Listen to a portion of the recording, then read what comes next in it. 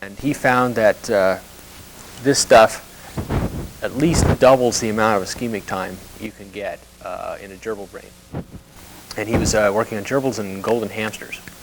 And the thing about golden hamsters is you can, their forebrain is only perfused by one pair of arteries, unlike our forebrain, which is perfused by a bunch of different arteries depending on how good our circle of Willis is.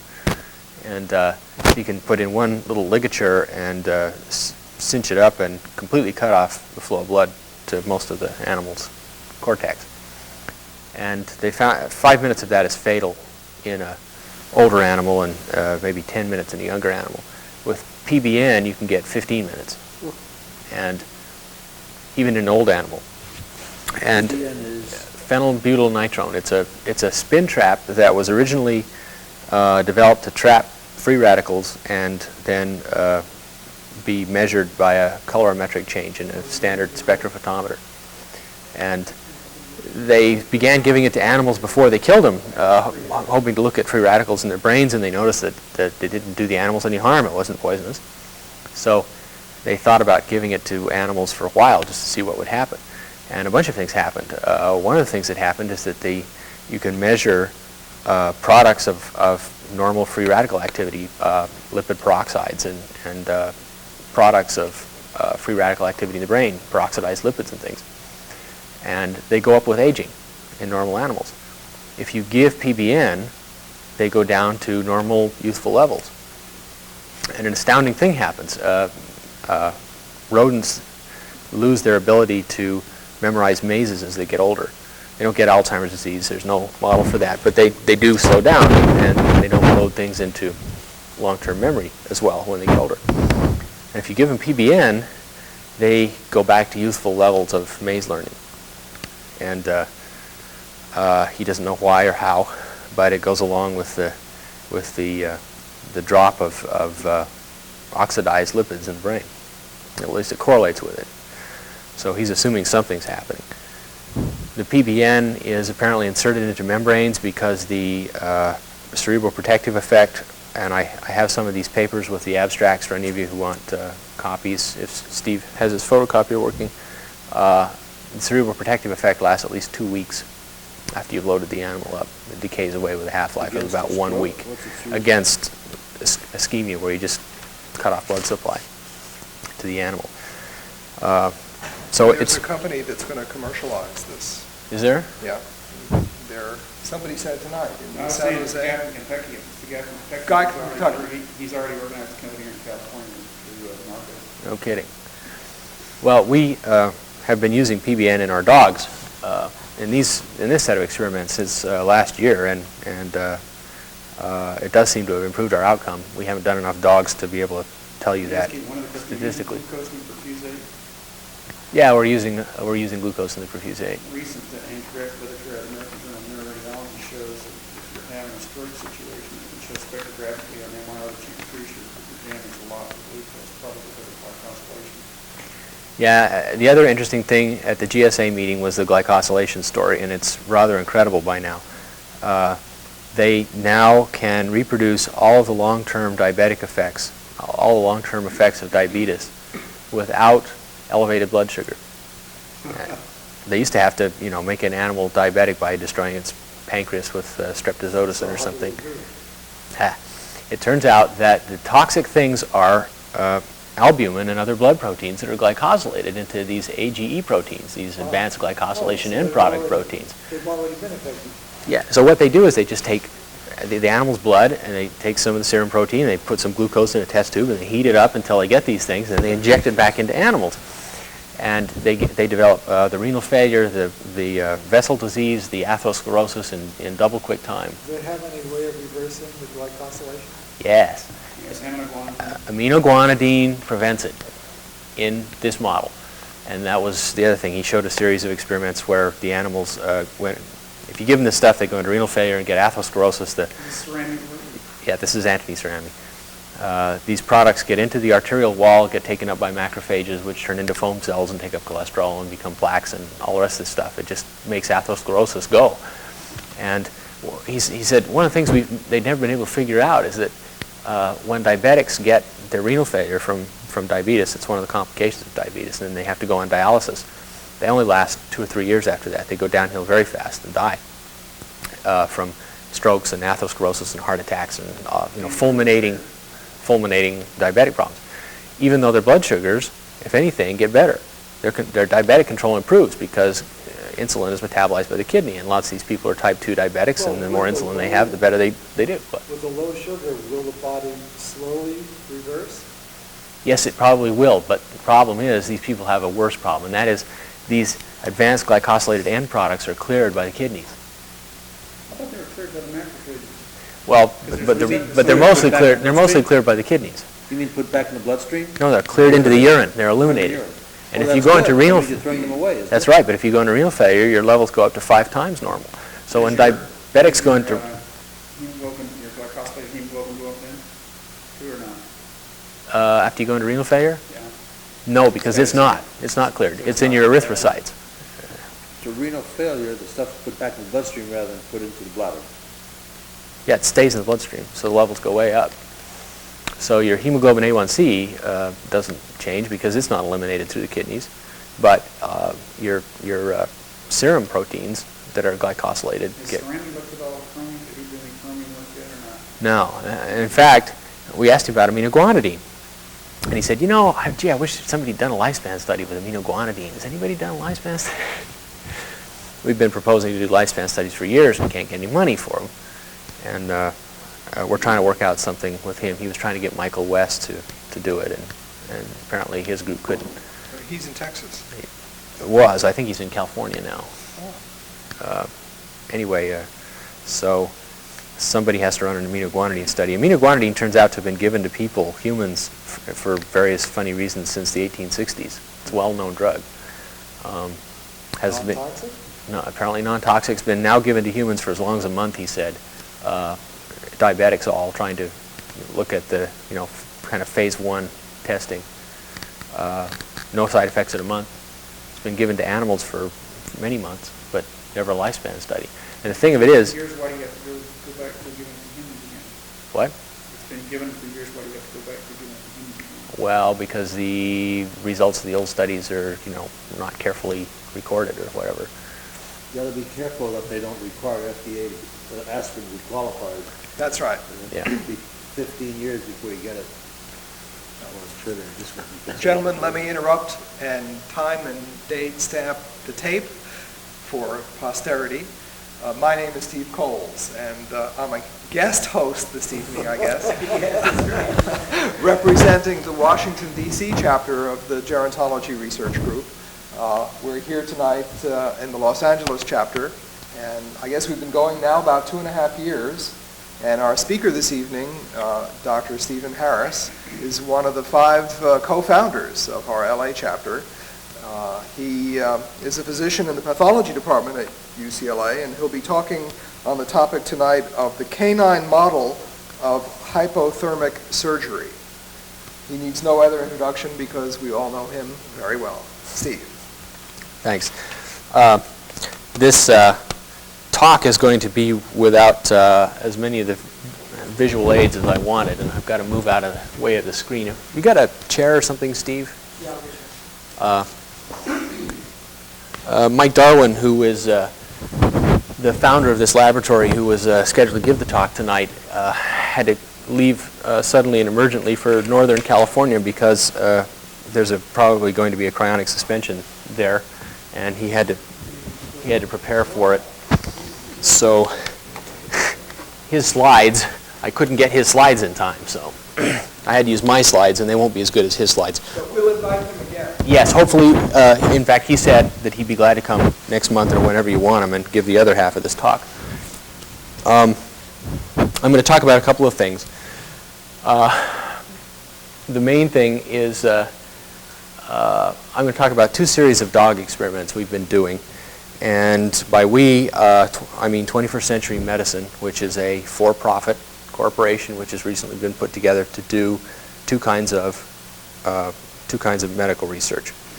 One kind of medical research is small animal research, and we've not yet started on it, but it will involve small groups of animals fed various kinds of chemicals on a parallel basis throughout their lifespan to see if we can get lifespan extensions with some of the things that have been reported to extend lifespan but haven't been retested. And some of the things that everybody knows should extend lifespan if there's any justice in the world but haven't been tested. Like aminoguanidine, like PBN, which have not yet been studied in a lifespan study in rodents, believe it or not. And as far as I know, we're not being. We are seeking donations to do this, and we've not yet collected enough to do the small animal studies. We have collected enough to do some of the larger animal studies, which we had been doing before. And these are studies on dogs. And the dog studies originally came out of cryonics. Looking around, how many of you know about cryonics? Okay, good. Maybe I don't have to explain very much about cryonics. Cryonics is simply the idea that when you're pronounced dead by the medical profession, nothing objective happens to you. At that point, it's like being pronounced married by a preacher. It's a social definition. It's a legal definition. It's a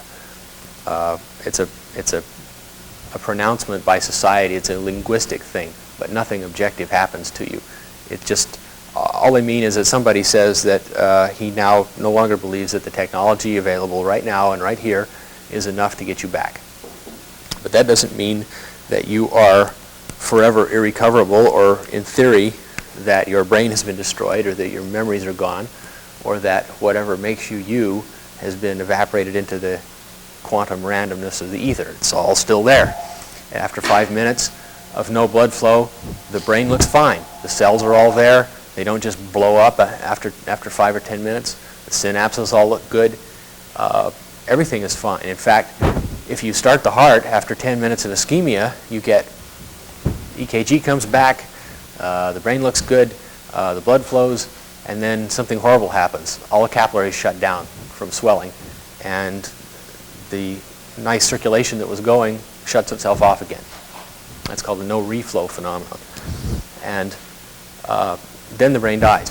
And when I say dies, I mean the cells swell up even worse. All the standard things that you think about in cell death, the nuclei blow up, and the lysozymes, the lysosomes blow up, and the insides of the cells disappear, and finally the synapses degrade, and you just get mush. How long is this period? Normal looking blood flow? It lasts, depending on how you do it, anywhere from 15 minutes to maybe an hour before you start seeing the no reflow phenomena. The no reflow phenomena is caused by many, many complex things.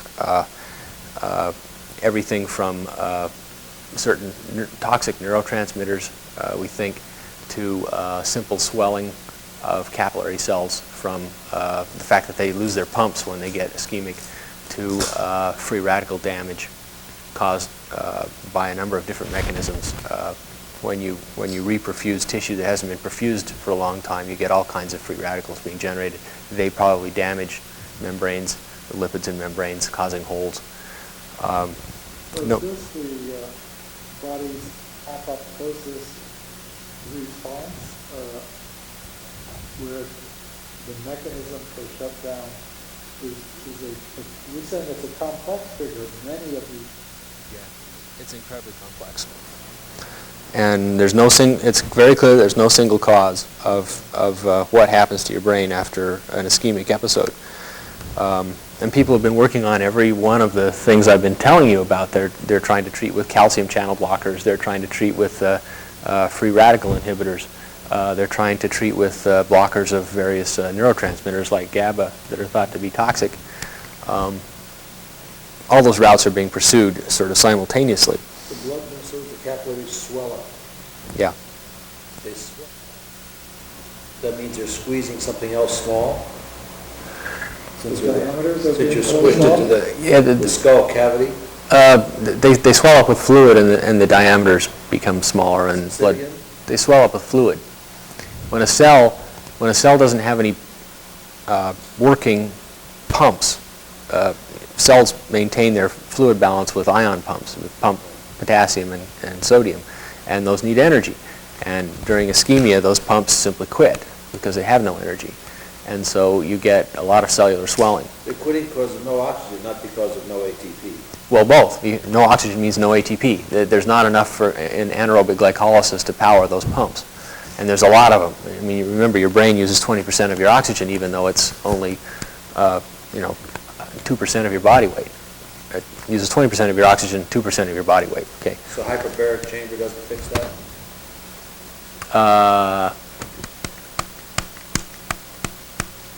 I don't know. It's a perfusion, it's a program. They put down 100% oxygen, Yeah, perfusion stops completely, so at that point I'm sure hyperbaric wouldn't help any.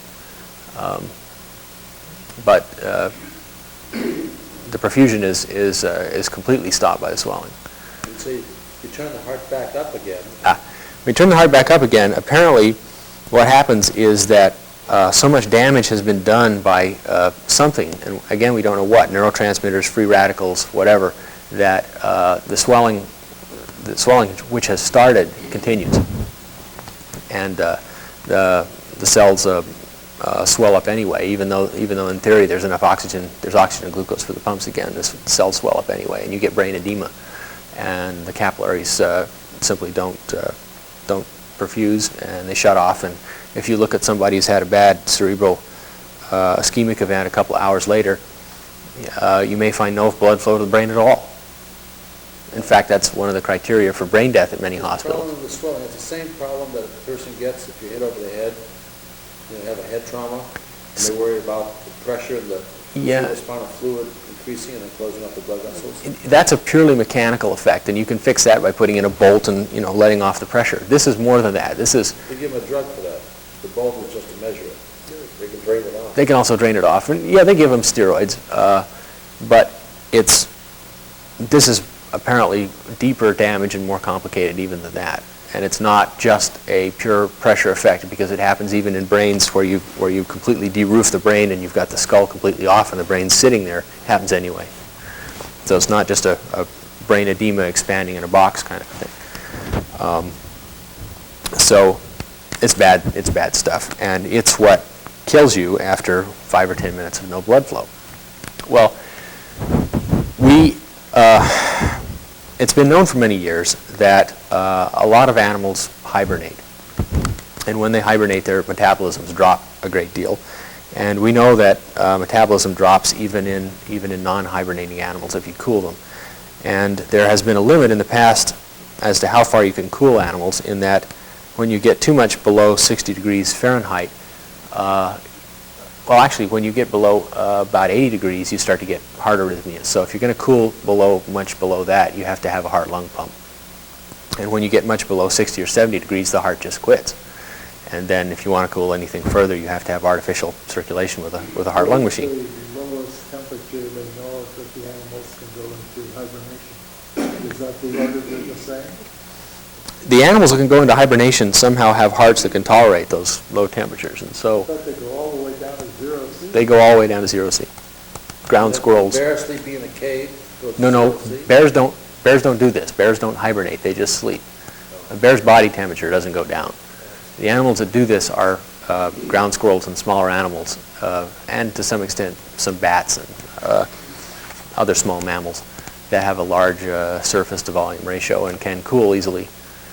And in their whole body, not just their arms and legs, and their whole body? The core temperature goes all the way down to 0, yeah. And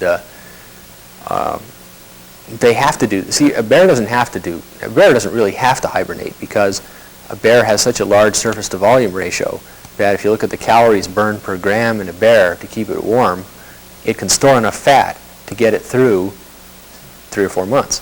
If you figure a mouse which has a metabolism 20 times faster than a bear, in order to keep warm, because it has such a large surface to volume ratio, it would have to have 20 times as much fat per gram to stay at body temperature through the winter.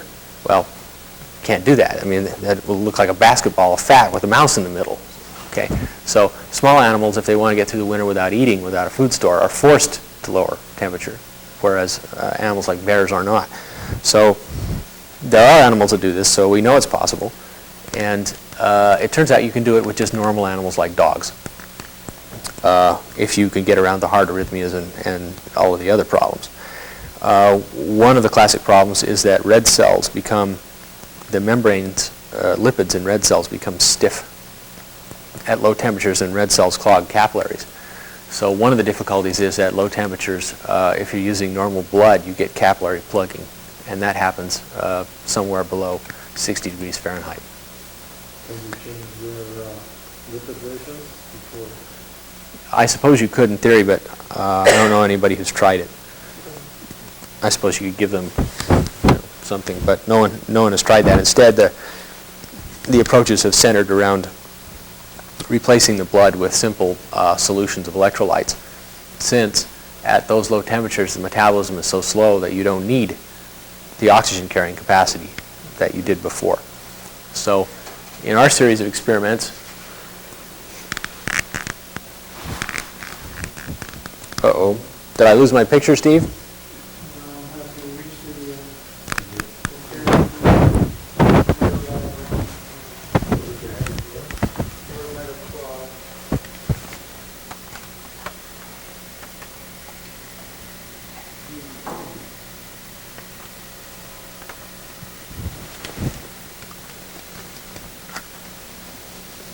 If you just move this speaker back just a bit, I could put the cone on it. Just about 2 inches. There. That should do it.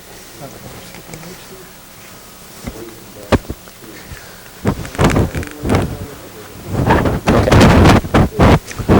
So we're interested in this technique because there are certain well, for several reasons, actually. The commercial reason goes like this. There are certain circumstances where you have to operate on somebody, but you can't have any blood pressure, like when you're repairing a cerebral aneurysm. Some of the worst aneurysms, if the aneurysm is filled with blood, under pressure, you can't really repair it. And you can't really clamp it off at normal temperatures because the brain downstream will be totally ischemic, and after 5 minutes will die, and you'll have a massive stroke. So in order to really repair the most massive aneurysms, you would like to be able to stop blood flow and turn off blood pressure to the brain for long enough to do your repair. Now, you get 5 or 10 minutes at most at normal body temperature. If you cool to 60 degrees Fahrenheit, you get, which is about 18 degrees centigrade, you get about 45 minutes to an hour. And that is presently the limit. And they've been doing 45 minutes to an hour neurosurgery with no blood pressure routinely on both adults and kids. And for kids, they do it sometimes heart operations have to be done on kids when the kids are too small to go on bypass, transposition of great vessels and things. And for those, again, you can simply cool the entire child down to 60 degrees Fahrenheit, and then you got 45 minutes before you get brain ischemia. And that's what they've been doing. It turns out, however, that your metabolism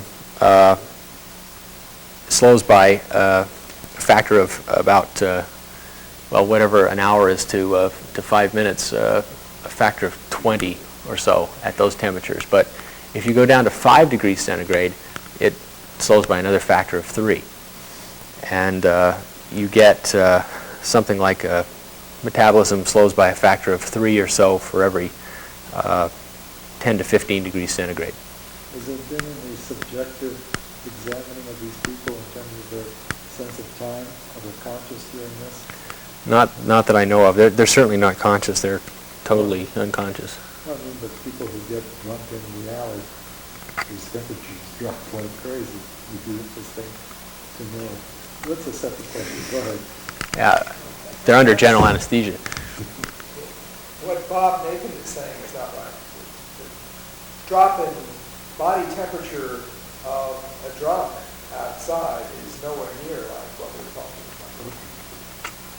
Yeah, no, I can't remember what the world's record is for survival of a drunk kind of a person, but it's somewhere in the 60s. Yeah. And most people fibrillate well below that, well before that. So these people who this procedure is done on, places like the Burroughs Neurological Institute, are all on heart-lung machines. Their ventricles have all been stopped, their heart's been stopped. And they're operated on in cardiac arrest. As I was saying, if you go below that, down to 5 degrees, metabolism slows down again. And at 5 degrees, you have a metabolic slowdown of approximately 60. So every minute of ischemia at normal body temperature becomes about an hour of ischemia at those temperatures. So instead of 5 to 10 minutes, you get 5 to 10 hours. And we have had dogs to 5 degrees centigrade for 5 hours with no blood, and warmed them up and successfully revived them, and they're fine. And the way we have not yet had them with complete no flow of any kind of fluid for that long. And I'll talk about the problems we've been having trying to do that, but we think that's going to be possible. This is the way the procedure goes. This is the laboratory at Rancho Cucamonga, where we presently do the dog work. It's fully accredited by the USDA, which is the government agency that oversees animal research. During these procedures, dogs, you can no longer get dogs from the dog pound. You have to buy them from special places where they're bred for research.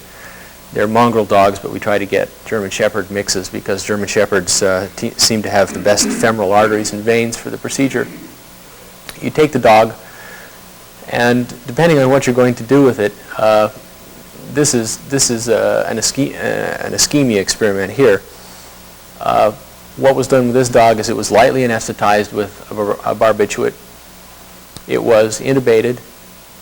It was put on an anesthesia machine, and you can see the anesthesia machine, just a little of it way back there. Once it was on anesthesia, and we usually use halothane or enflurane, the dog, we allow the barbiturate to wear off so that the dog is only being anesthetized with the gas anesthesia. The problem is that barbiturate protects the brain itself, so you don't want any of it around anymore. While the dog is still at body temperature, the femoral vessels are opened, cannulated, the arteries are cannulated with arterial cannula, and the veins are cannulated with venous cannula. There's an arterial vein cannula and an arterial cannula and a venous cannula on both sides.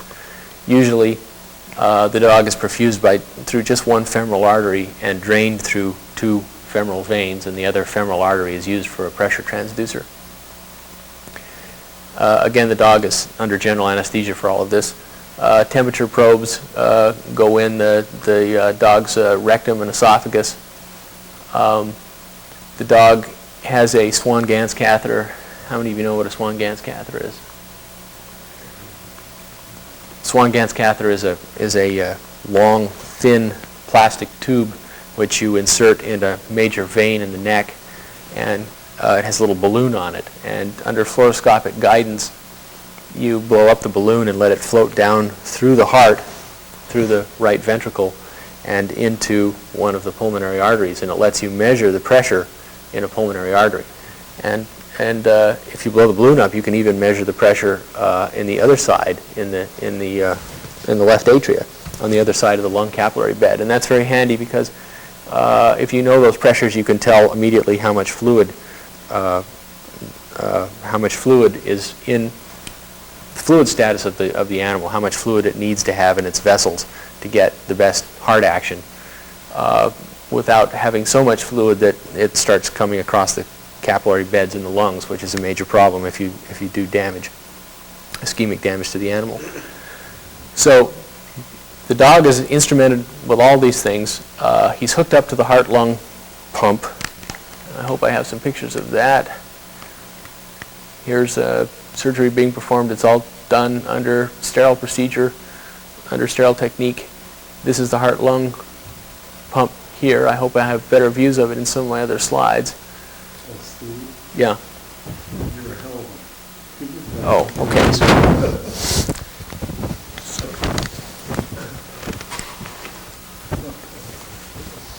Well, you could move over, Bob. I've got Okay.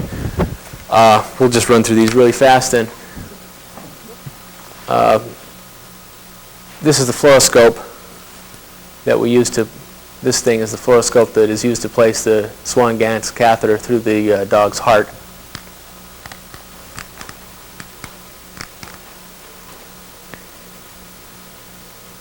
Here's a view. The dog is, they're connecting the various cannulae to the femoral vessels, getting ready to go on bypass.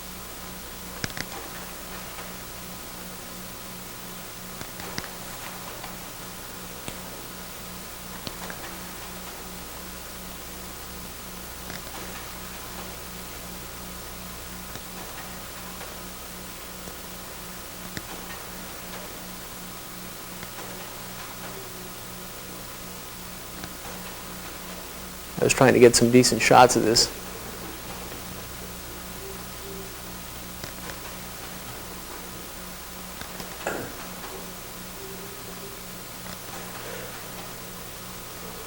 Okay. You're putting something into the main. Yeah, the dog has been connected to the heart-lung machine by several of these large cannulae. Okay, this is the heart-lung machine over here.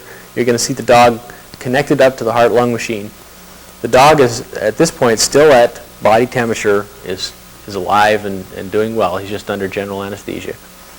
Once he's all connected up, in this series of experiments, the dog has his heart stopped by injecting potassium right through the Swan-Ganz catheter, and that stops his heart. And the heart has stopped for 15 minutes, perhaps 12 in this experiment, somewhere between 12 and 15 minutes. Did you have to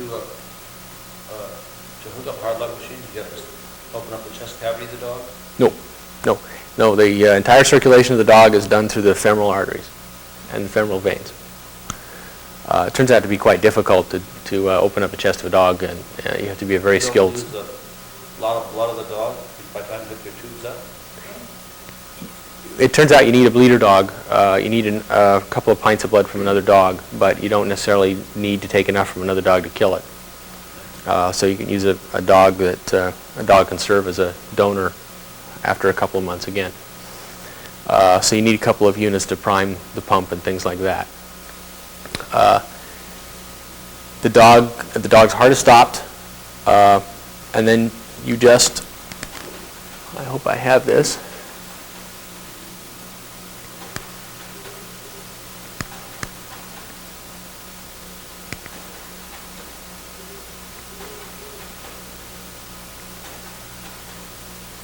Okay, there we go.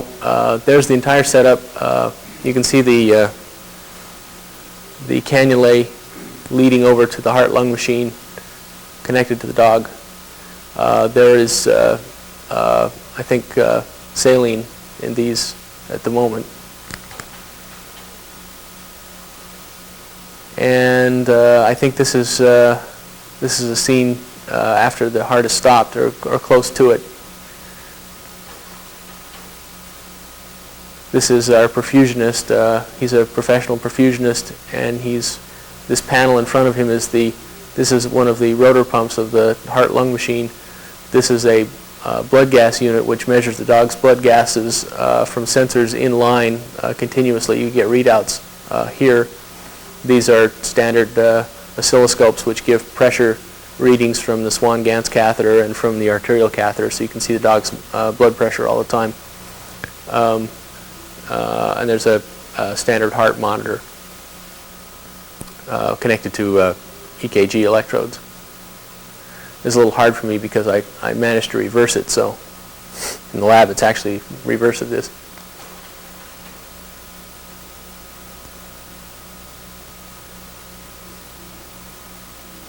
They're getting ready to stop the dog's heart.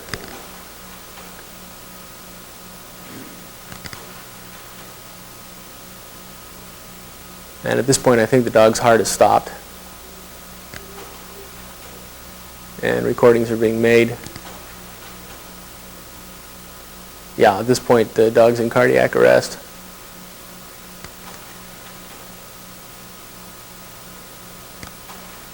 Everybody's standing around with stopwatches doing nothing. The dog's flatline, no blood pressure, no heartbeat.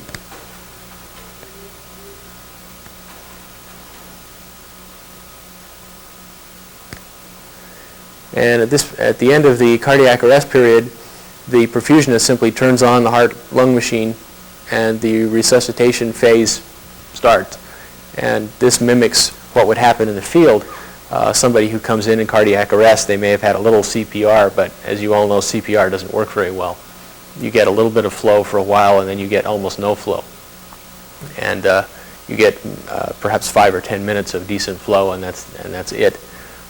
Somebody will come in the field in ventricular fibrillation, will probably in the future be hooked up directly to a heart-lung machine and perfused.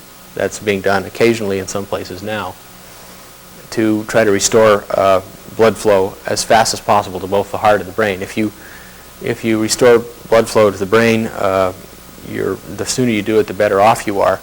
The most important thing, though, is to restore flow to the coronary arteries of the heart so that you can get the heart beating again. Your own working heart is the best support, blood pressure support for your own brain, usually.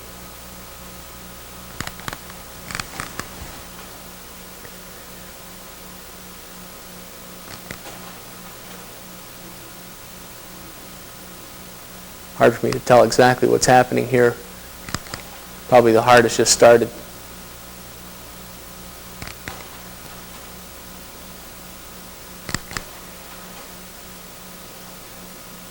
Okay, so we have what typically happens is that once the flow begins in the heart-lung machine, you begin to see coarse fibrillation on the cardiac monitor, and then when the fibrillation is coarse enough and you've given enough epinephrine, you administer a standard defibrillation shock across the dog's chest.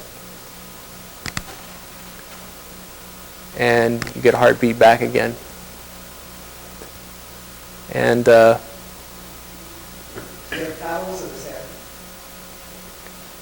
yeah, I think it's not clear to me what's happening. Is that the last picture?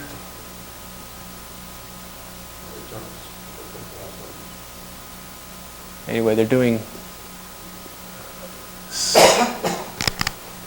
something to the dog. It's not clear. I think this is in the recovery phase. Anyway, the heartbeat starts up again. Blood pressure comes up. Eventually, in not too many minutes, you're able to wean the dog back off the pump. Now, in these experiments, there isn't any cooling. This is a simple ischemia set of experiments, a bit like the golden hamsters, and these dogs have all gotten PBN. And this model was something we were doing to see if the PBN was really the stuff that we thought it was in dogs that had been reported in gerbils and rodents. The major reason we're doing this set of experiments is because it's much shorter experiment to do than the full experiment where you take the dog down to ice temperature and then bring it back up. 10 minutes of ischemia this way is worth 10 hours of ischemia at the point of ice, and you probably get much the same kind of damage to the brain. And we were interested in the 10-hour experiments, but we need to find the proper protective chemicals, and these experiments are much shorter to do. So we've been doing some ischemia experiments at room temperature and other ischemia experiments at the point of ice. This particular one didn't turn out very well.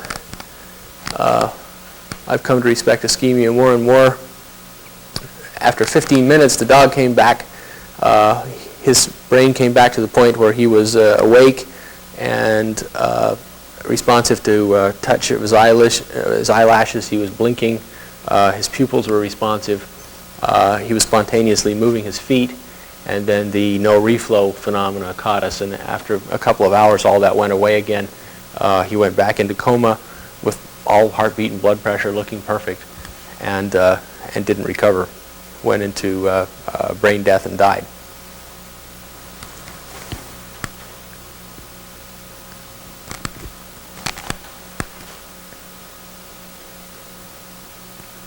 Autopsy tell you anything? The autopsy on the dog showed no bleeds in the brain, but the brain had lots of the dog was fine except for the brain, and the brain showed no massive bleeds, but looked like it had been without blood flow for a while, like the no reflow. Well, the ability to do your operation in high temperature gives you very little leeway, a 1 minute mistake one way or the other. Yeah, it does. I don't know how many more of these we'll choose to do. As I say, we've done 3 successful experiments at 5 hours, and those dogs are fine. One of those dogs is a pet, and 2 of the dogs are still at the lab. I saw them the other day, and they're walking around looking fine. But this one failed for reasons that we're not quite sure of yet. And we're not quite sure what the equivalent time is between the 2 kinds of experiments. That's one of the things that remains to be determined. For an ice point experiment, we would do it exactly like the one you saw, except that at the point where the dog was put on the heart-lung machine, the heart-lung machine would be running with the blood run through a heat exchanger, which would be in turn immersed in an ice bath, and that would cool the blood. And when the temperature of the blood got down to somewhere around 60, 70 degrees, it would be replaced by a standard electrolyte solution. And there are a number of electrolyte solutions on the market. We're using our own formula that we've used for years. It resembles one that's used to store kidneys for up to a day, perhaps 2 days, outside the body commercially, called Viaspan. It's sold commercially by a company that developed it. We use something quite similar. The composition of these things tends to be a little bit midway between the composition of the electrolytes in your blood and the composition of the electrolytes inside cells. And so it's very high in potassium, slightly low in sodium. It has an osmotic agent to prevent some of that cellular swelling. And it has a little bit of glucose, and it has appropriate minerals. We're hoping that we're going to be able to test a number of possible chemicals to see if we can get out much farther than 5 hours or 10 hours. Once you get to 10 hours, you can do some very interesting things. You can take a dog, for instance, and put it in a cold casket and put it on a jet airliner and send it across the country. Just the way you do with people. Just the way you do with organs. With 10-hour surgeries, you can do almost any kind of surgery. So we don't have very far to go before we're in a very different set of capabilities than we can do now in 45 minutes. I was going to suggest I can start the video, which is about 45 minutes, but it's more dynamic. And when I was filming, I've got most of the monitors and fluoroscope and all those kinds of things, so that might be... Yeah, you probably won't want to play the whole 45 minutes, but... Well, I have a fast forward. Okay, so fast forward to any boring parts. Fast forward and you can comment. Okay. Why did this experiment was test PBM? Yeah. And that, in other cases, was no? This was the first PBN dog we had ever done with warm ischemia. So we can't tell yet. We're going to do one without PBN. We've got to do a whole series of dogs, unfortunately. The difficult part of all this is that you would really like to do 100 dogs, and we simply don't have facilities to do 100 dogs. PBN, if it's as good as it is in the rodents, we should be able to tell immediately whether it's doing something by the fact that we will get survivals in all the dogs that we use PBN in, and no survivals in the dogs that we don't. This experiment, from that point of view, is a failure. This was supposed to be a survival animal. They don't have names. Okay. not fully survive. This dog is 40. Canine CDW number 11. No, it's got an animal. When did you get the tranquilizer? Yeah, it's got a tranquilizer.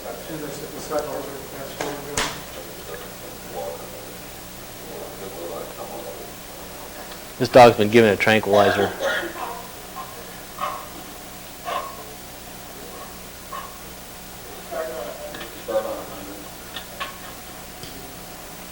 Is this your camera, Steve, or mine? That's one. Well, that's a really nice picture. High age and that's the other thing. Is it a 3-chip camera? This is as far as central. It's a single chip, and it's 410,000 pixels. Whenever you want to fast forward, you just turn this dial to the fast forward, and you go back to 1x is 1x. You can't stretch it too much, but it's enough that you can see what's going on. So you want to narrow it and then say whatever. Okay. Was this the ischemic dog, Steve, or was this one of the ones that we took? This is the full height. Oh, okay. Did this dog survive? This dog didn't survive. Okay. Yeah.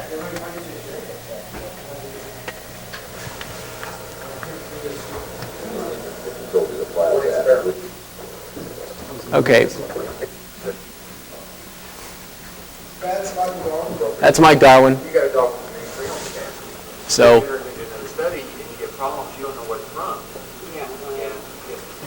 Comment to him.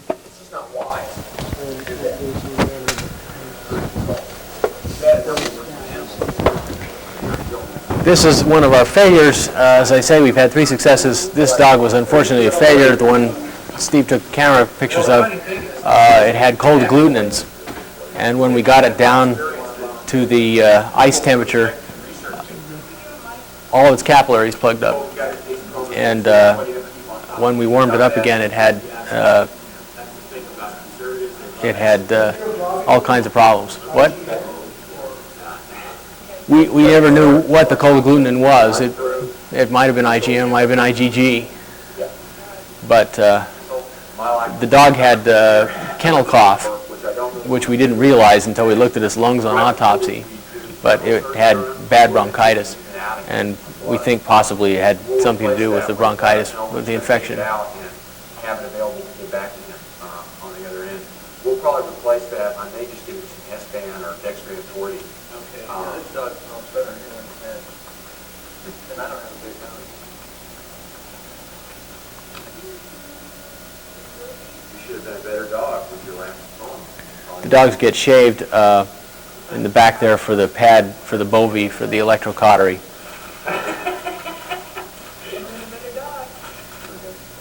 Okay. This dog's just been given barbiturate and is, it's going to be given barbiturate. It's not fine. So you don't perform any procedures on these dogs? What procedures do you mean? What? Any surgery? Yeah, they get their femoral arteries cannulated. What? In other words, no protective surgery. In other words, the application is going to be so that someone has some trauma to go in and do these long-term surgeries. Oh, no, Any models for that? No, that'll be another variable. We just we're just trying to see if they can be taken down and brought back up again alive at this point. Yeah, I know. Oh, you want to get up with them?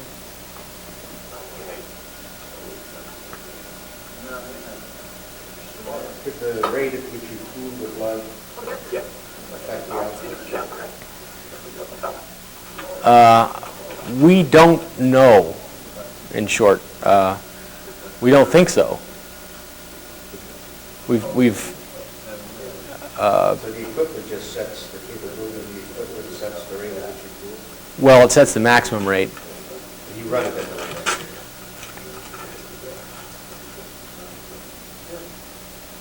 Yes, I think we do. We do. Yeah, just intuitively what is that effect? Move quickly as opposed to for a long period. So the dog is put on an IV. We inject it with barbiturate. No answer. And at that point, the dog is out. And then down. The dog is not breathing at this point and is completely unconscious.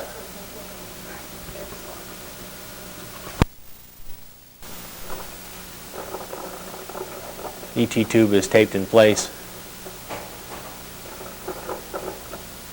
The dog is bagged so that it doesn't asphyxiate while it's asleep.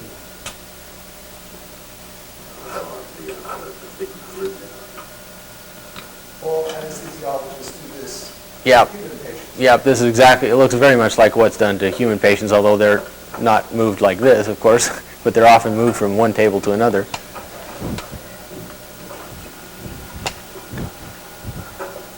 You put the dog on a cooling blanket, that's what you see underneath it, which has channels for ice water to be pumped through. And put on a ventilator. This is the Bovie pad, the electrical ground connection, which goes on the back of the dog. That's the ventilator you hear being turned on. That's the ventilator.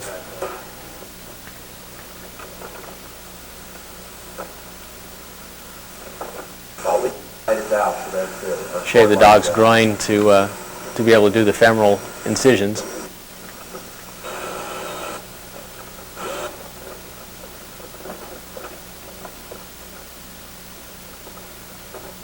Fun to do surgery at this point. Yeah, it would. Here's the temperature probe going down on the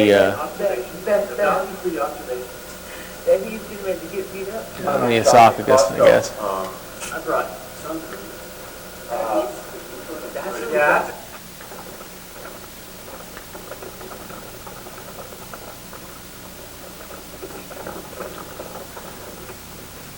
Here's the EKG pads going on. There's a EKG. Looks exactly like a human EKG. A little faster.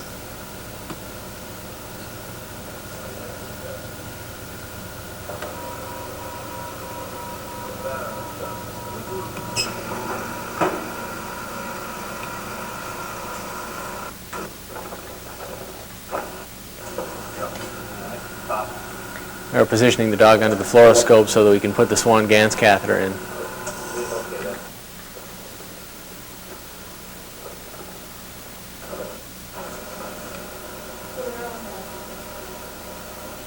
And we're drawing some blood for chemistries and electrolytes out of a forelimb.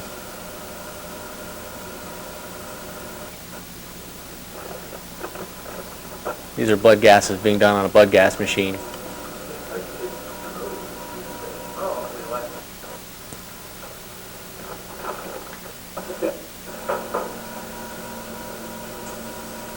Got a carboxy of 9.3, 1.1 minutes.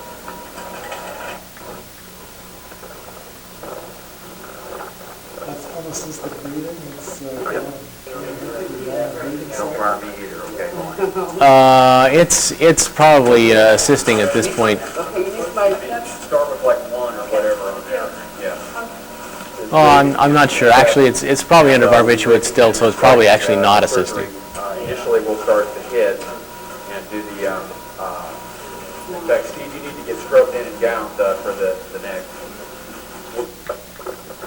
First, we put the Swan-Ganz catheter in before we do anything else.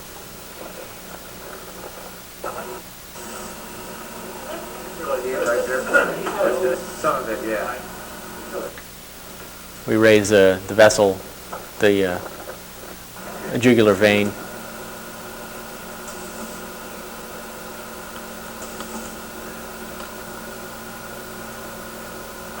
This is a jugular vein raised in the neck.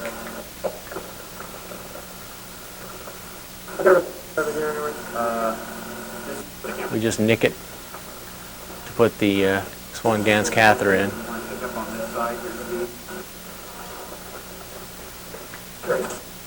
Surgically, that's one of the more difficult techniques. Now, see how neat that was? Yeah. Yep. Very little tissue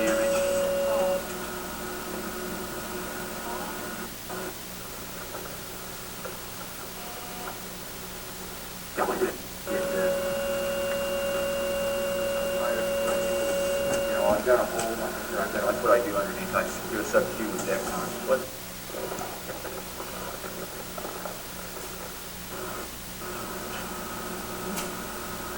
Still putting the Swan-Ganz catheter in place. Health bracelets. Buzz across the country. They lost a lot of guys that way.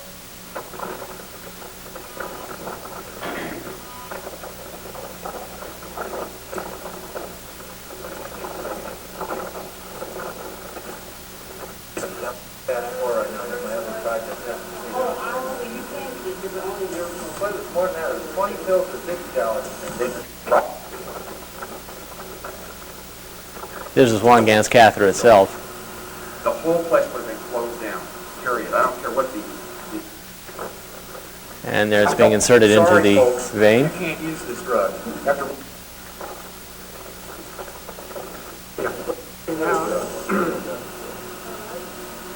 this is Swan-Ganz. I just basically. Remember, he's working on the dog's neck. Yeah, it's complete. I wonder if I can get some.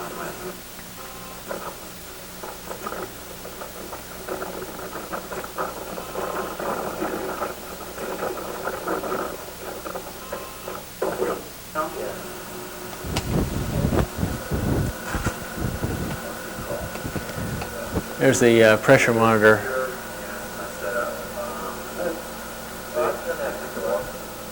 Okay. There's the fluoroscope. And we're threading the swan through the heart here.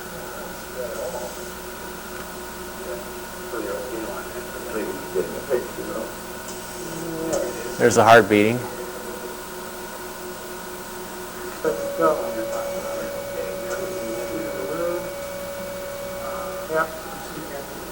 Yeah, there's a catheter.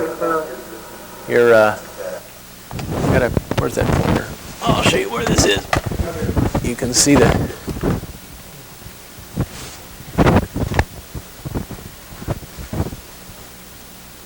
okay, you're going to see the catheter. There's the catheter right.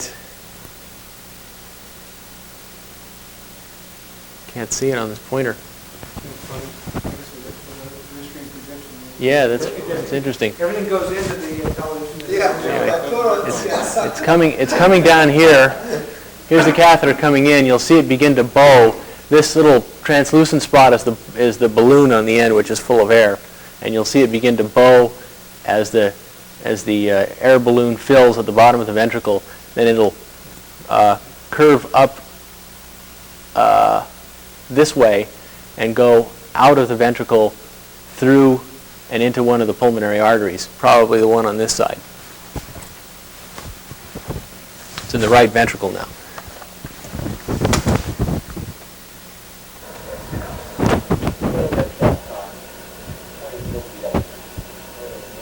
Look at that.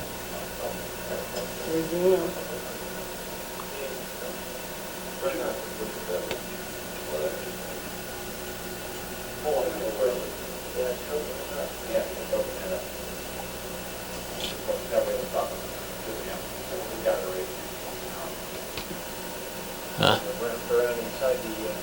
Oh, there we go. That's twisted. There we go. Now you can see it. It comes down here, and there's a twist, a loop, like this, and the balloon is now right here at the end of the pulmonary artery.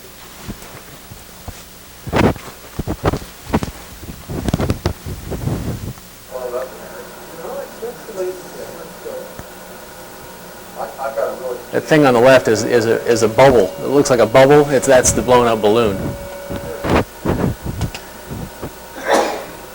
And I'm pulling on the catheter just a little bit.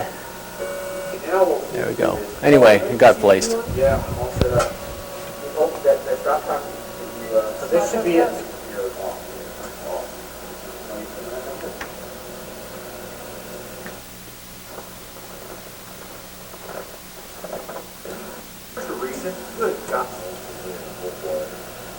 One more time, don't forget the ACT before heparin. Okay. This is a waveform from the Swan-Ganz catheter. It looks like it's still in the ventricle. Mike, yes, from that side. Now they're prepping the dog's groin. This is the groin incisions.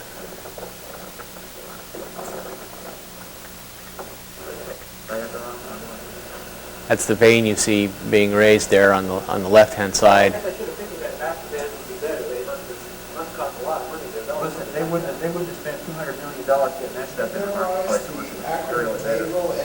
Like I said, look, this stuff is a miracle. Catheters Yeah. that little shaggy dog, she had that catheter. The vein is on the outside. I can't remember which. I mean, the lymphatic's on the outside, but anyway, the vein is lateral to the artery, which is medial. Some streptomycin organism. That's the vein. Some big complicated molecule.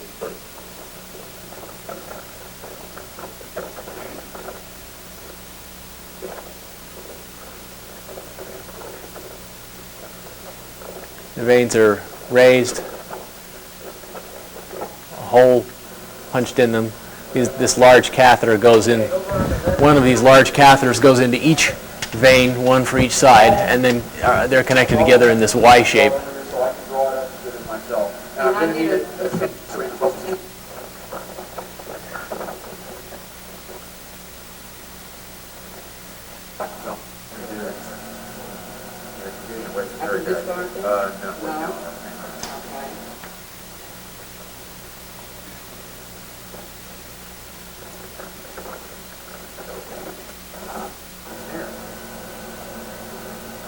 If I get it close to the heat, yes.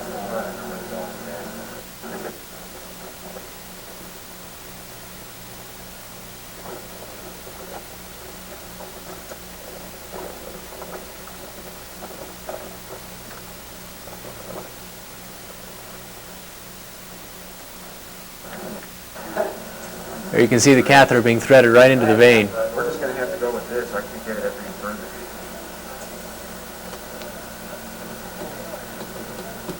What I'll do is, I think we'll do okay with this. This will be our artistic range. Yeah. So the two dark ones are where blood comes out of the dog into the heart-lung machine.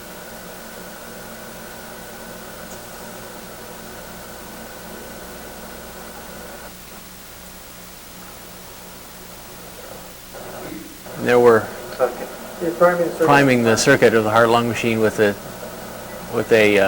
electrolyte solution, which is clear,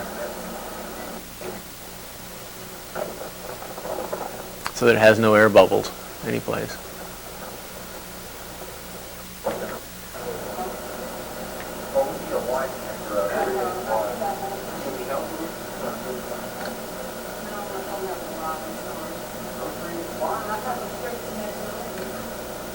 Can't get it from somebody Hello. Can you really how's that? Me this morning, Sandra. You were cheering.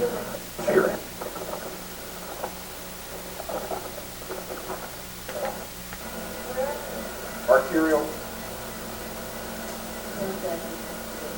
We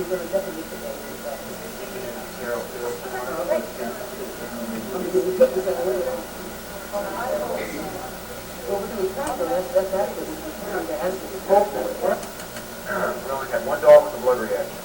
Now the dog that got blood, yeah, what? Those are lines to the pressure transducers. Okay.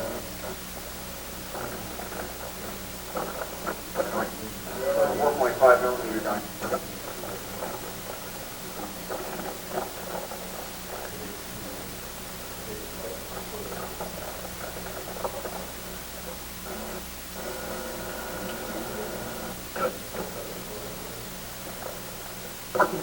Okay.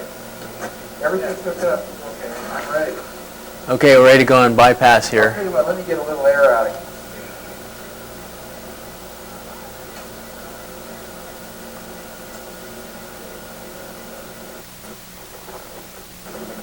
Okay, well, actually, we want to take this alcoholic unit. That's about all you get. It's much faster than it was the other day, yesterday, Mike. Like the tube, How often do they go through the The dogs? Oh, no dog gets this more than once. this team? Ah.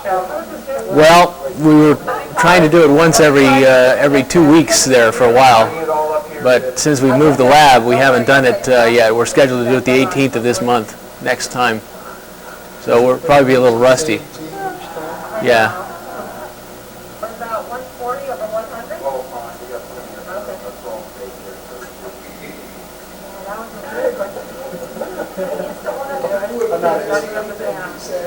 What? Actually, I paid the guy. It's really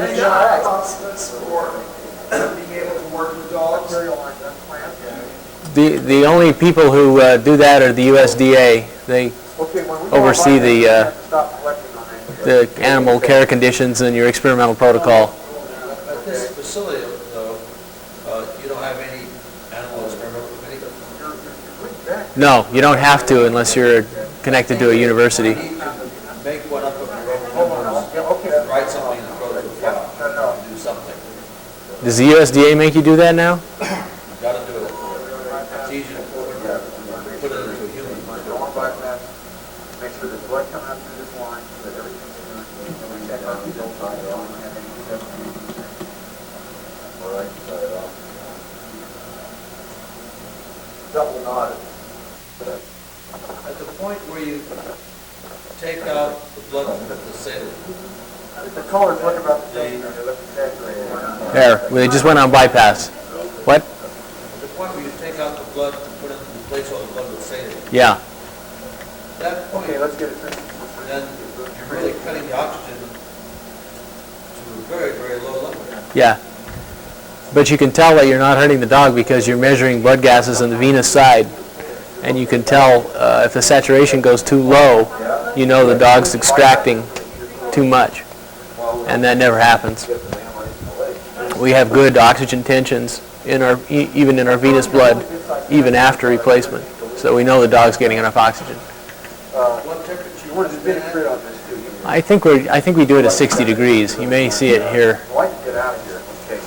Yeah, I get You're talking about Fahrenheit, Yeah. and everything. that's 18 degrees. Something like that, yeah. So how are our gases doing? How long does the team have to be assembled from first walking into when they go home? It depends on who you're talking about. Some people stay there for 2 days. People who can't stay more than 24 hours don't stay more than 24 hours. On the second day, it starts to get real bad because some people are sleep deprived and we don't have enough people to cover the whole thing with skilled people for days on end. So ICU care is our Achilles heel. Okay, this is cooling.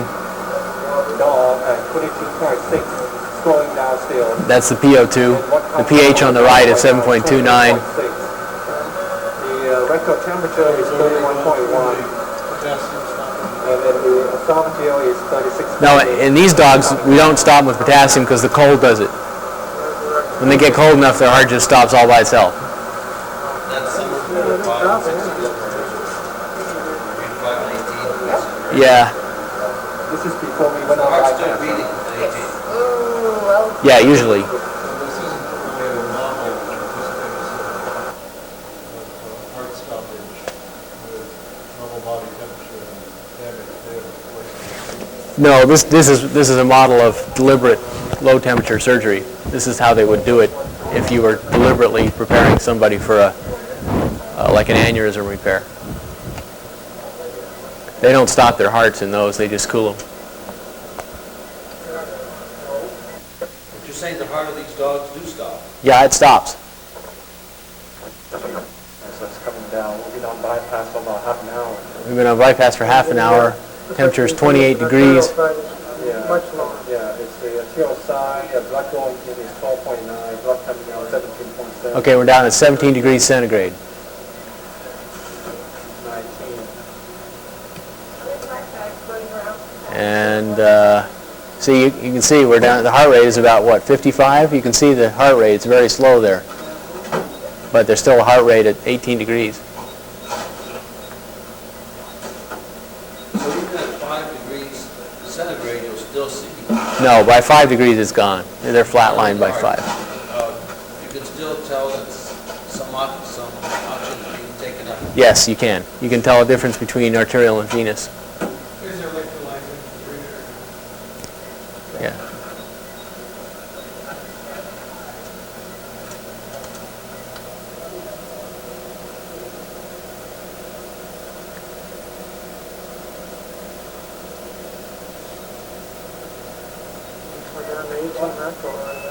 We're down to 18.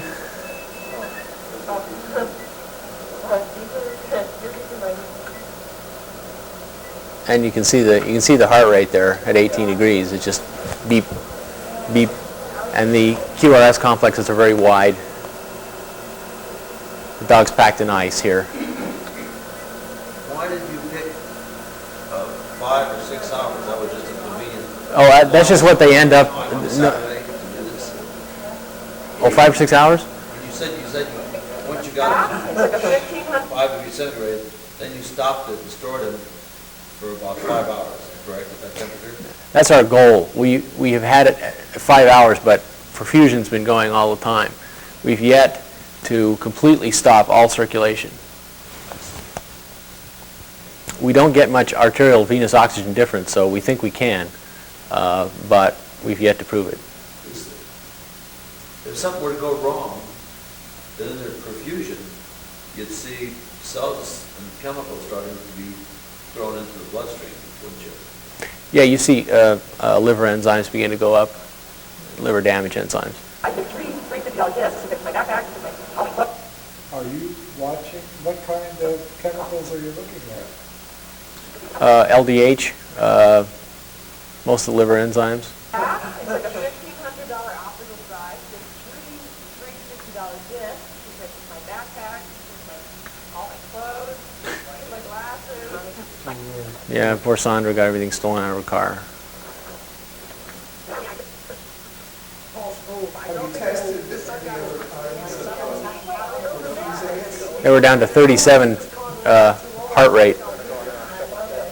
No, we really haven't. Actually, we have, yes. We've tested 2 other kinds of perfusates and had bad luck with them. They weren't nearly as good as what we were using before. We tested the actual perfusate that they use on kidneys, and it turns out to be very bad for brains. It has... Down to 35, that means the venous system isn't working anymore, or not being sped up by the brain.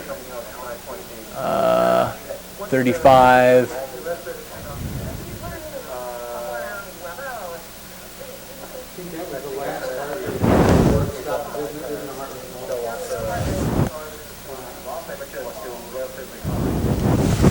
Okay, we lost the heart rate. I'm not quite sure what the 35 was.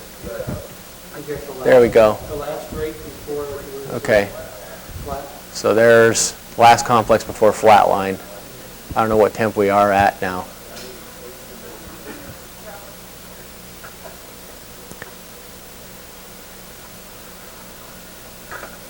$10 degrees, something like that.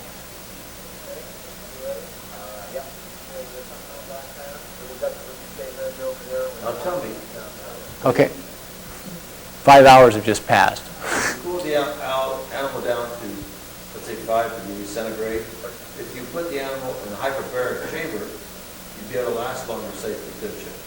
You might be able to. I'm not sure that the oxygen being used is doing the animal any good. It may only be making free radicals. I'm not convinced that it's doing... Tell me, is the CO2 being released as easy as the oxygen is going in? Yeah, Usually what the problem is not the oxygen, it's usually CO2 buildup. we don't see much CO2 build up because this perfusate is buffered very well. So it all goes to bicarbonate. The perfusate's buffered with a lot of buffers like FAM. So our PCO2 per se doesn't go up very much. So what does that mean if you have a buffer and the CO2 is coming out? You just can't see the CO2, that's all. Yeah, CO2 gets turned to bicarb. You don't see it. But let's say the CO2 doesn't come out of the animal, it starts piling up inside the body. What would that do? Oh, that CO2 is more diffusible across membranes than oxygen, usually. And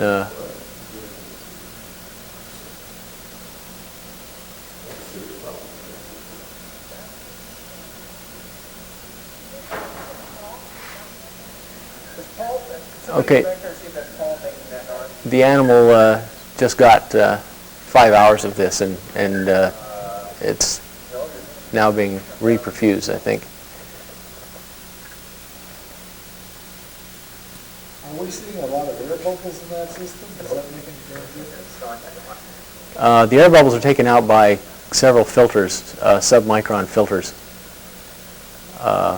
There are a few air bubbles in some places, but there are very good filters before any of this gets to the dog. And to tell you the truth, air bubbles in the venous side really aren't very dangerous. It's only air bubbles in the arterial side.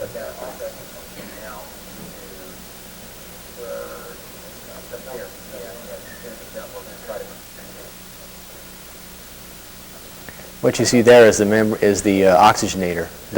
It's a hollow fiber oxygenator. Blood is forced through a complex of fibers that go like spaghetti through that oxygenator there down below.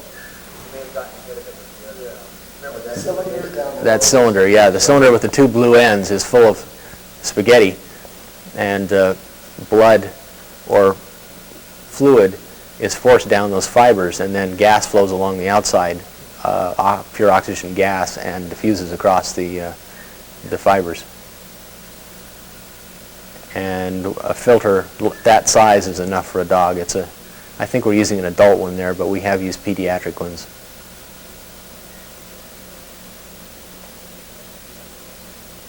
The blood pressure is 37. That's what that's reading.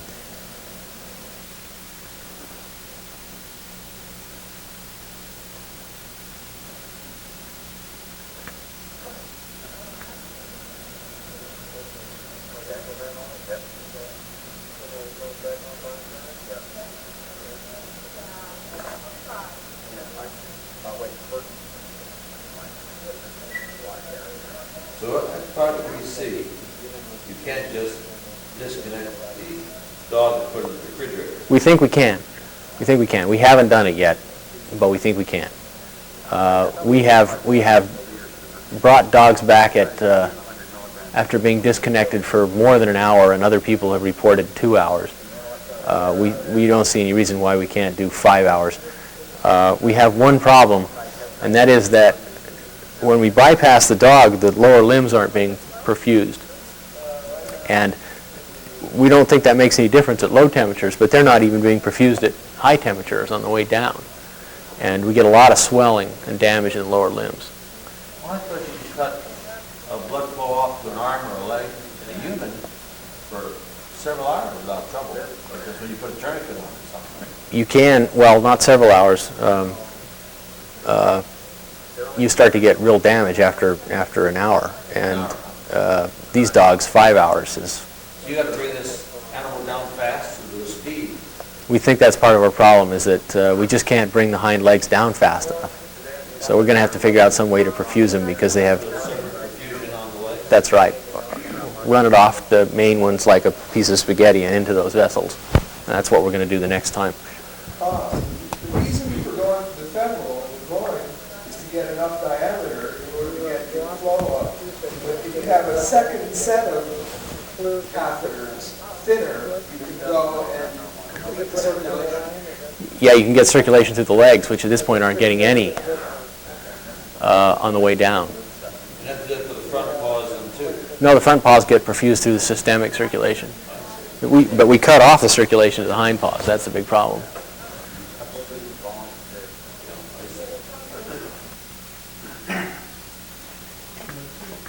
That's it. So that was high 8 video.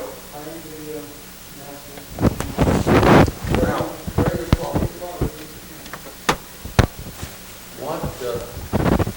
When they cool a human being down, they don't perfuse. They keep regular blood pressure. That's right.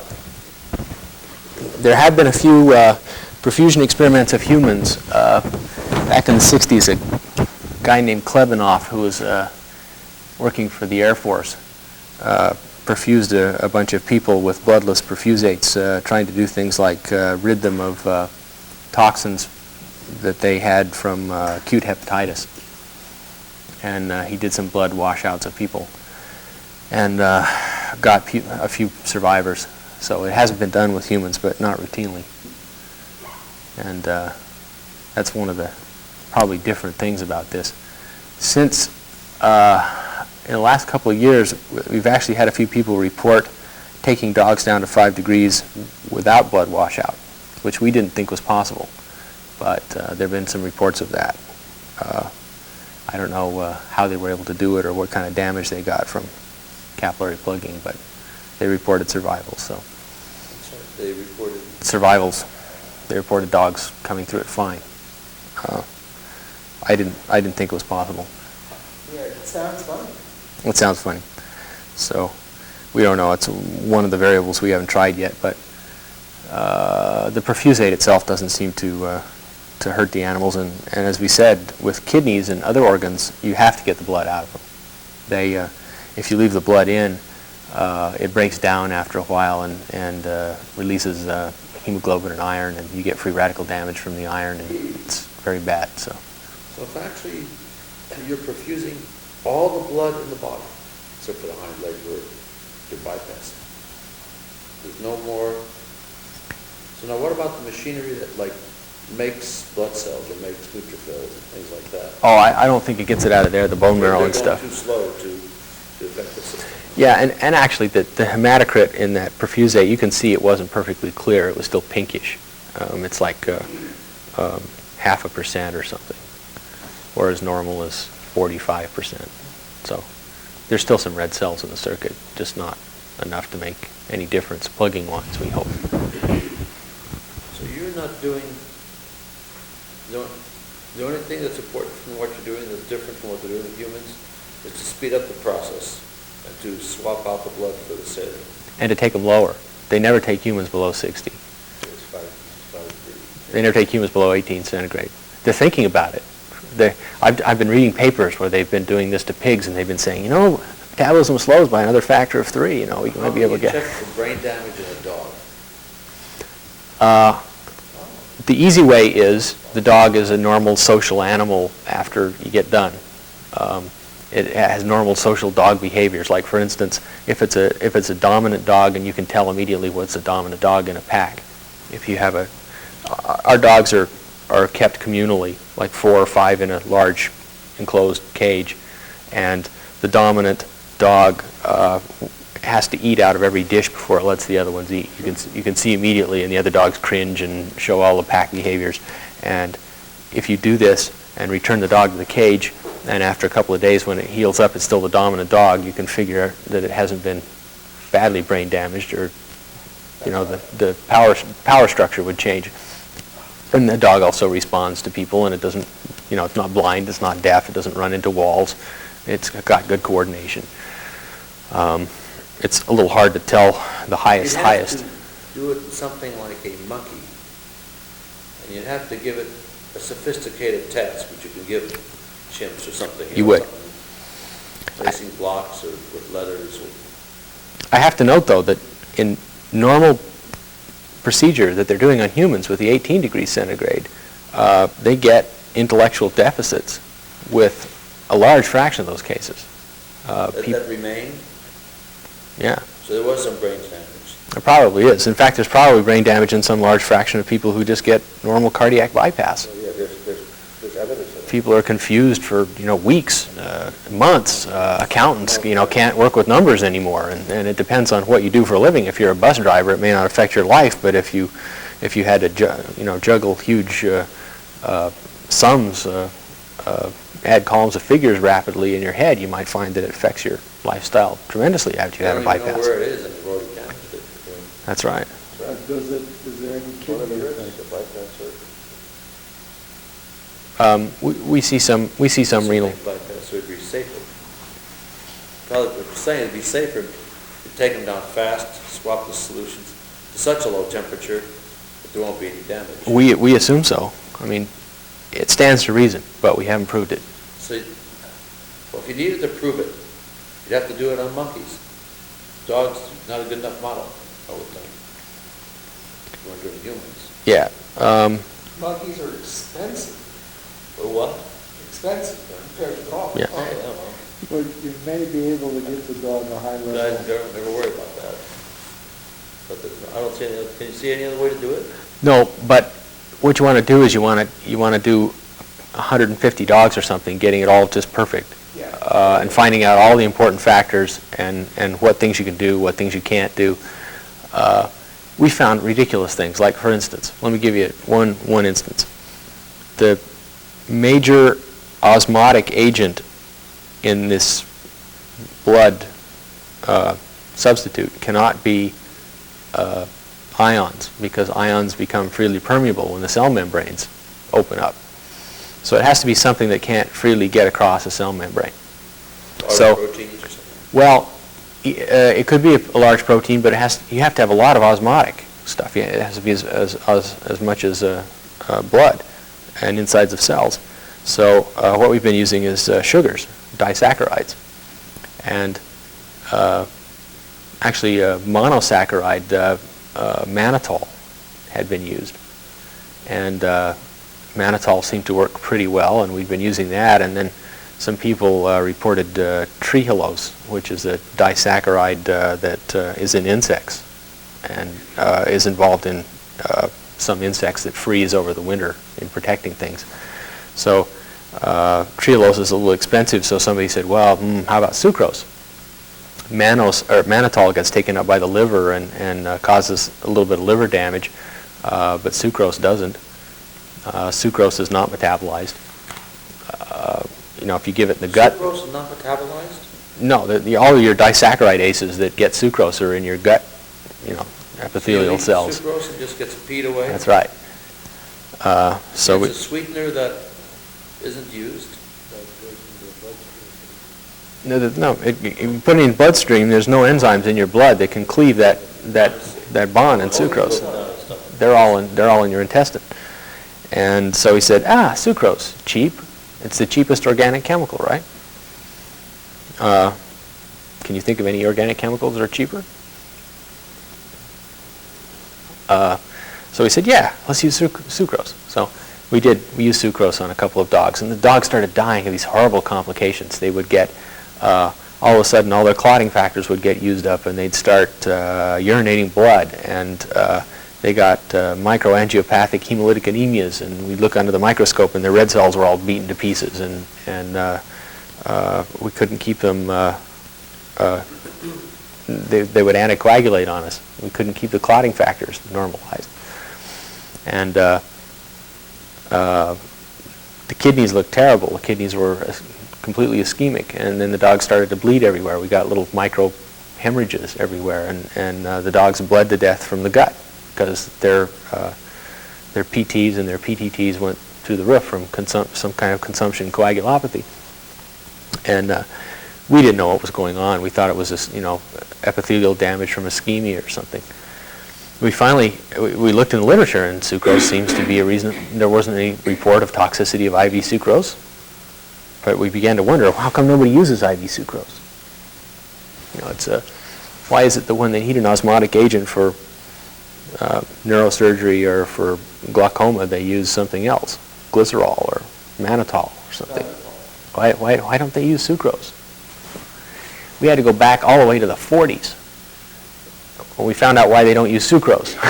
Sucrose is renal toxic, and for some reason that no one still understands, causes microangiopathic hemolytic anemia and damages kidneys.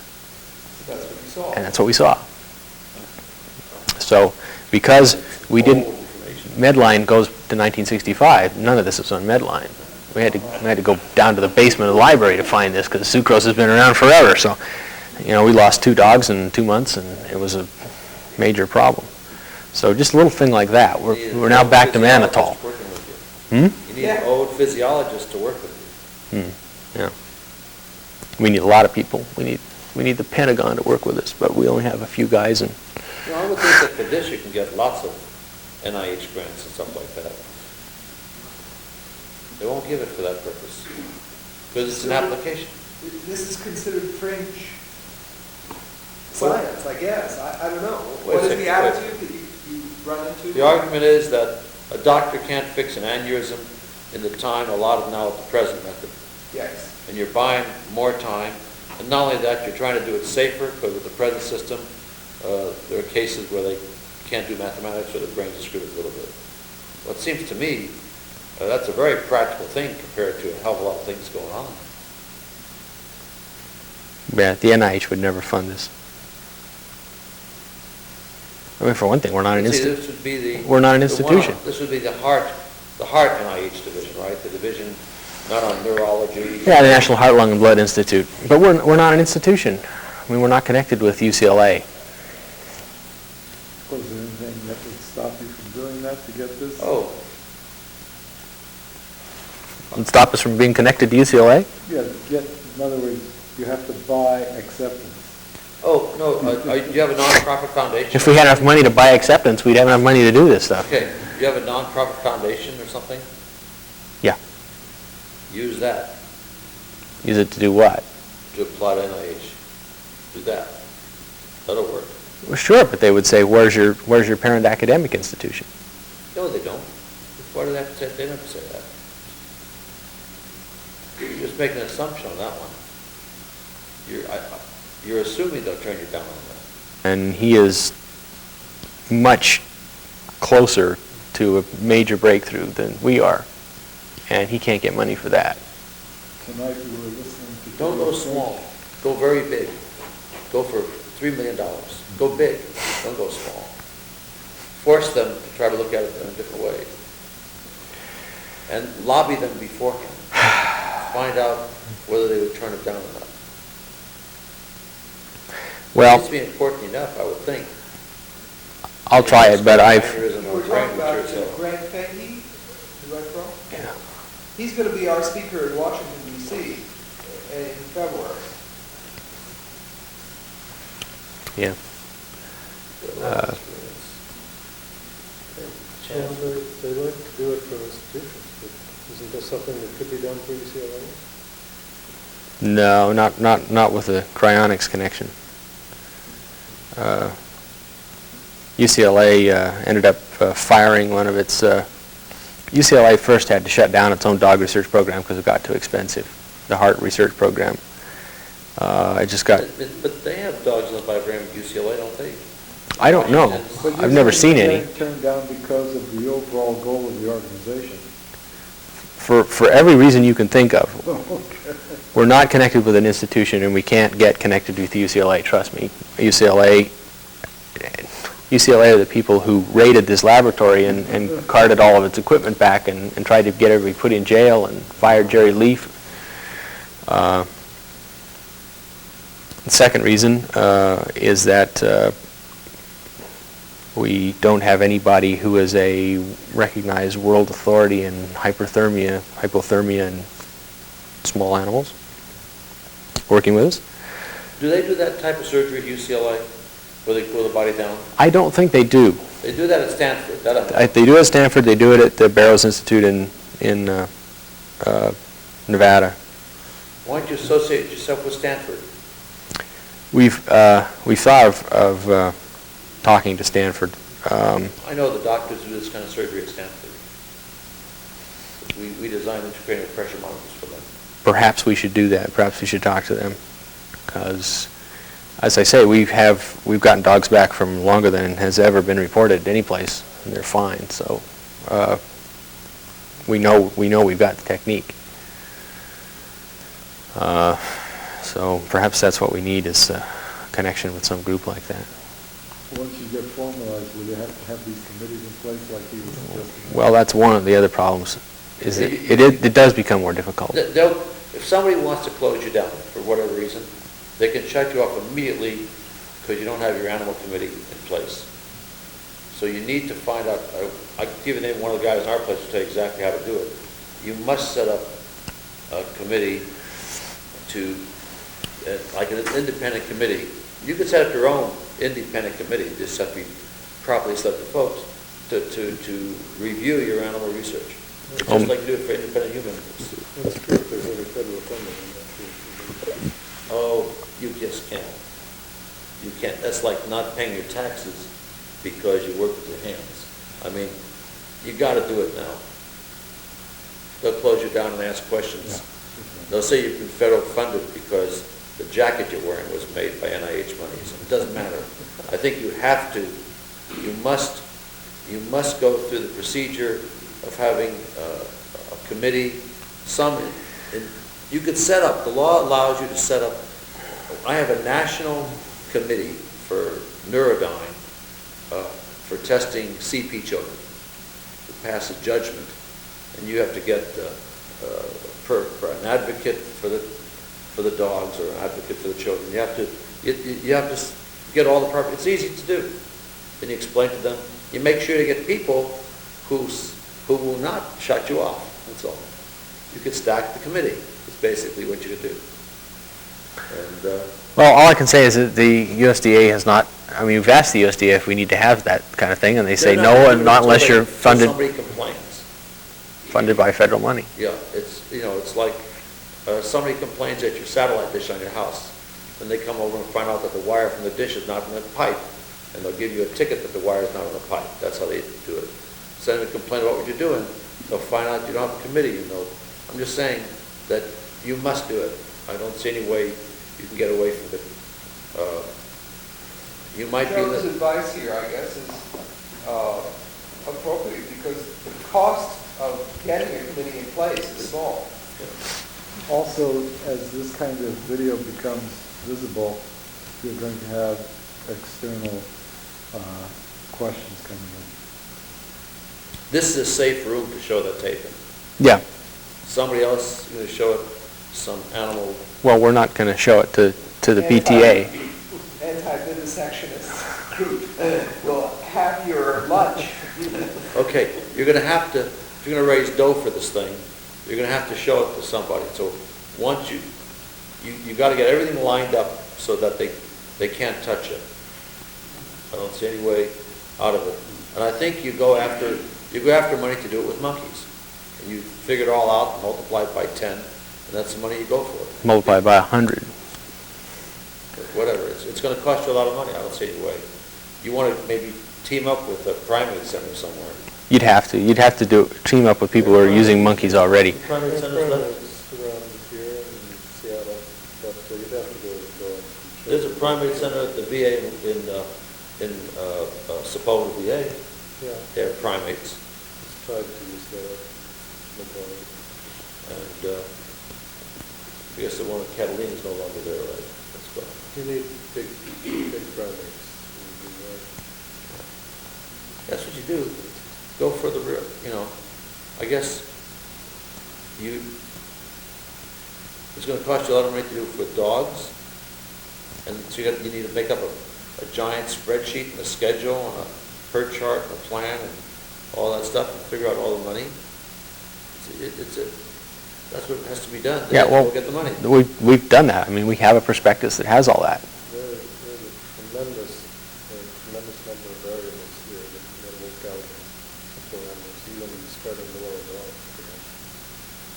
Now, can you show saving of lives? Like, how many people die from aneurysms that they couldn't cool down? That's a real good question. We've tried to look at those numbers, and there aren't any good answers.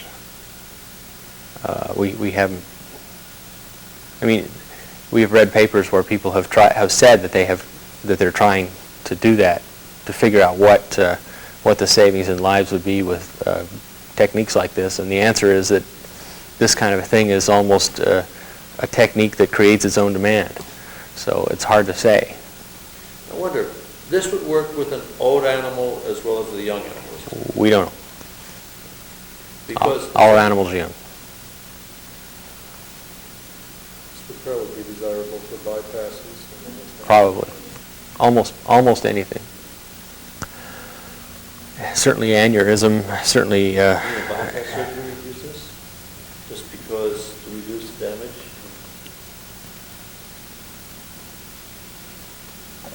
We know damage is done with standard bypass surgery.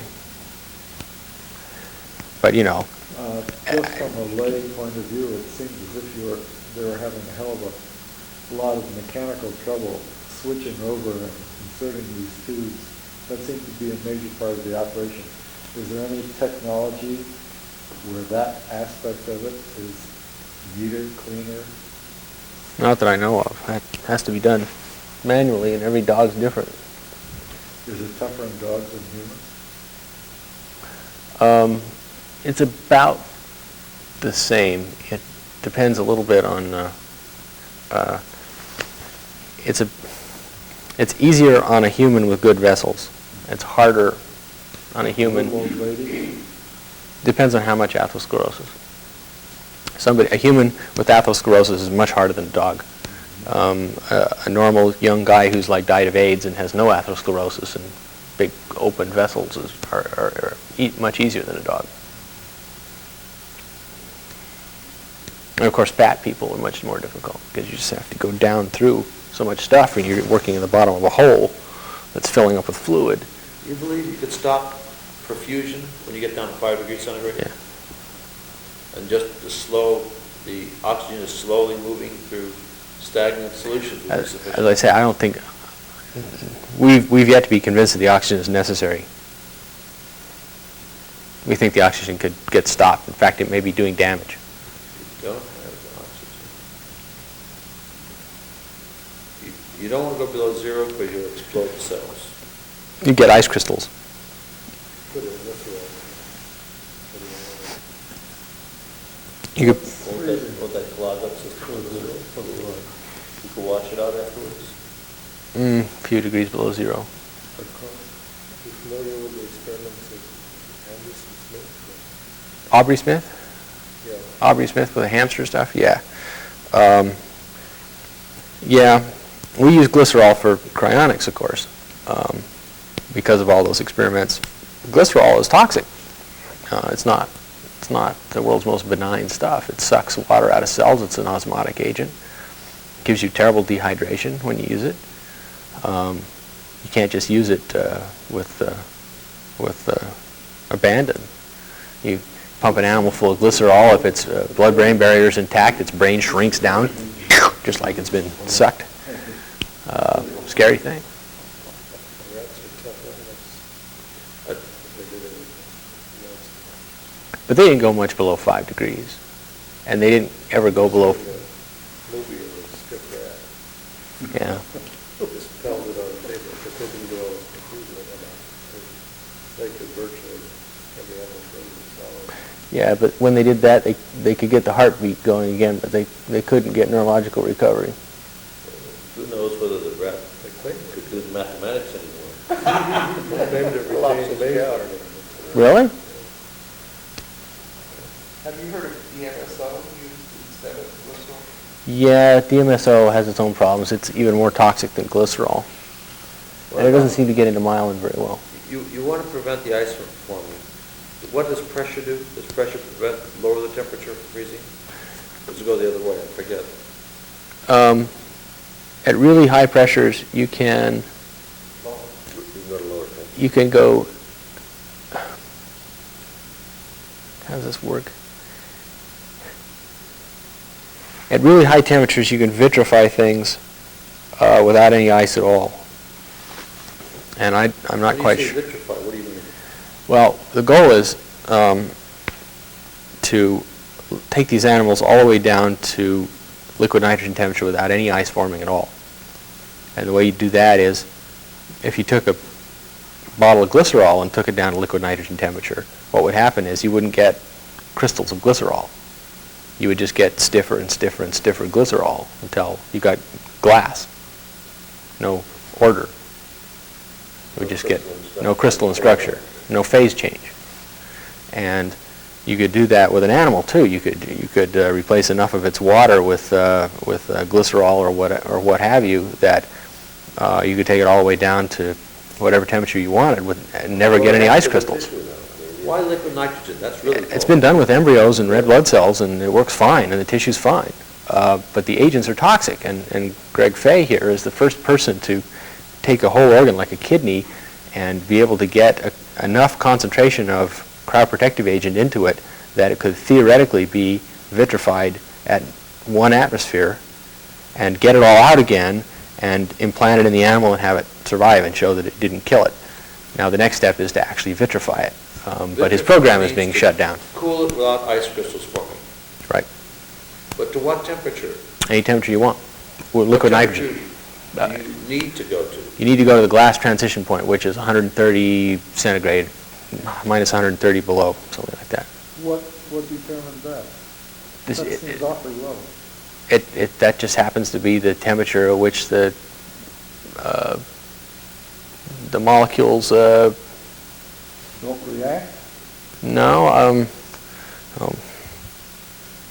Well, you want I mean, they turn, You want to go to Reaction in glass. they turn into a glass. You want to reduce reaction rates to a non-measurable point. Yeah. Does it have to be in a frozen, in a hard state for this? Yeah.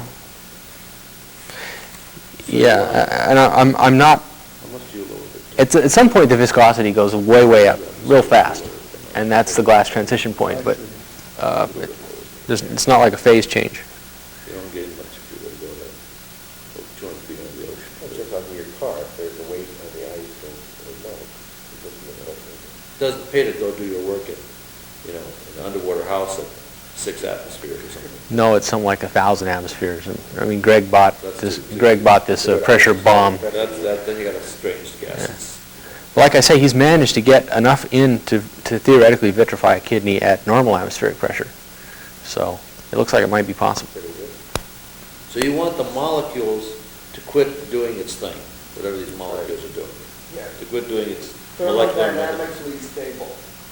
Yeah, no chemical reactions anymore. Trying to stop thermal motion. Well, not stopping thermal motion, still thermal motion. No, you just stop diffusion. Stop reaction. Stop reaction.